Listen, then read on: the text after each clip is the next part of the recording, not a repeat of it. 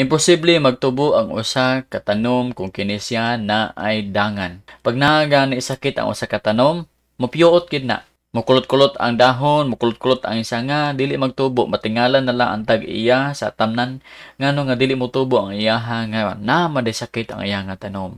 Ingon na usab, dili jud ka magtubo Christian kung ikaw naa kay hypocrisy, kung naa kay sala nga sama niya. Sa pagilain nga ilay asay para magtubo kita, in vain. Kana bang pagkasuyaon? Kana ba makita nimo ang imuhang igsuon nga mas daghang income kaysa imuha nasakitan ka untad mugamay iya nga income unta maparihami suyaon abi mo dili ka magtubo niya na. Evil speaking, kanang daotan kaayog mga pulong, kanang hilig mamalikas, hilig mang curse, buang ka, kalay ka, dili ka magtubo kung naa kay baba nga ingon niya na sa pagailain. Kanang hilig mang backbite sa silingan, di na magtubo. Imposible mga igsoon.